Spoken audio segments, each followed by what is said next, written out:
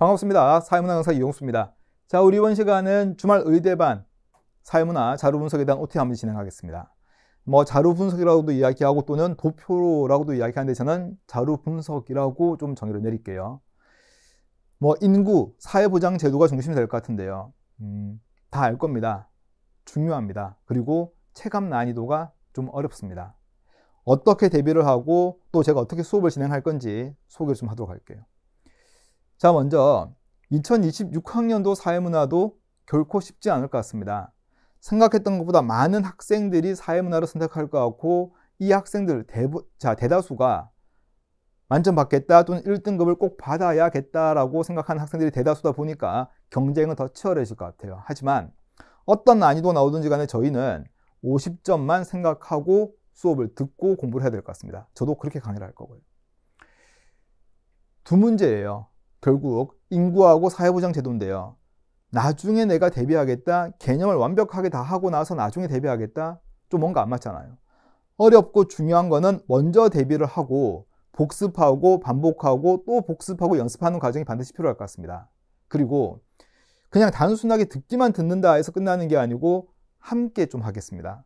이게 나는 나중에 보면 풀었다라고 하는 것만 알고 있지 어떻게 풀어야 되는지에 대한 내용은 정리가 안 된 경우가 되게 많거든요. 그래서 저는 항상 함께 뭔가 생각하자 납득이 되냐라고 자꾸 물어봐요.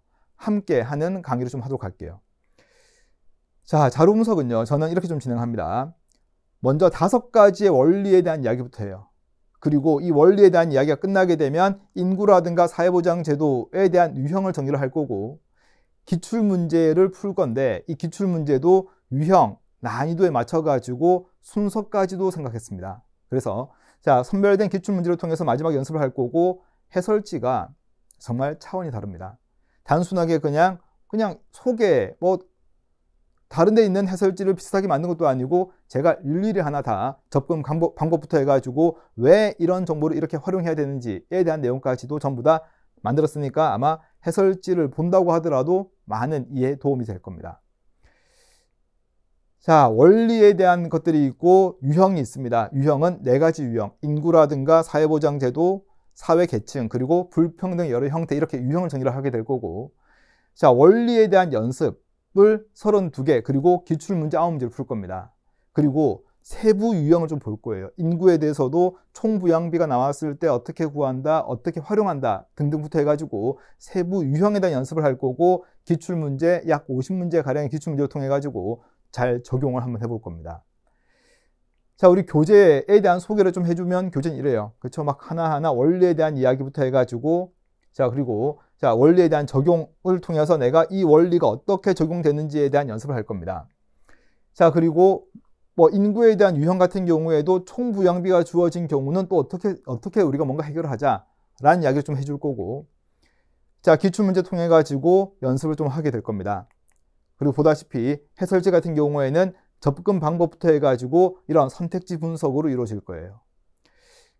자, 제가 자료 분석에 대한 본질적인 접근을 통해서 자신감을 가지게 좀 해줄 건데요. 자, 우리 자료 분석은 그래요. 보면 제가 강의를 막 하고 들으면 거의 다 압니다. 근데 중요한 거는요. 시작이 안 돼요. 시작이. 그래서 대다수 학생들이 보게 되면 시험 모의고사를 보게 되면 이 문제를 못 풀어요. 근데 해설지를 보면 또 이해가 돼요. 또 다음 모의고사 나왔는데 못 풀고 또 해설지 보면 이해가 되고 이게 끝까지 계속 반복됩니다. 중요한 거는요.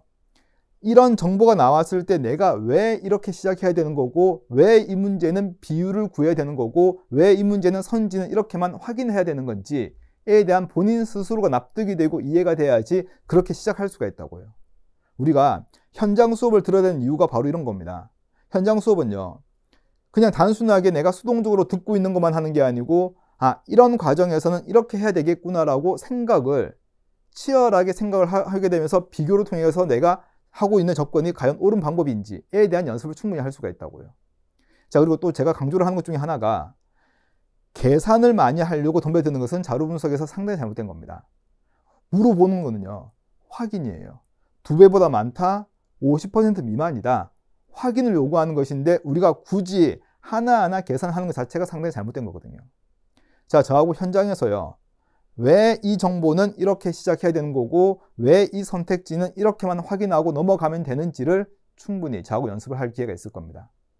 사회문화 자료 분석은요, 강의를 듣는 것도 또 내가 풀어보는 것도 중요하지만은 이런 정보가 나왔을 때 어떻게 시작해야 되겠는지에 대해서 뭔가 많은 고민, 첫 번째 시작이 상당히 중요합니다. 그래서 이런 시작을 자고 현장에서 하게 되면 나중에 혼자서 뭔가 정리를 하고 문제를 푼다고 하더라도 훨씬 더 효율적으로 많은 도움이 될 거라고 봅니다.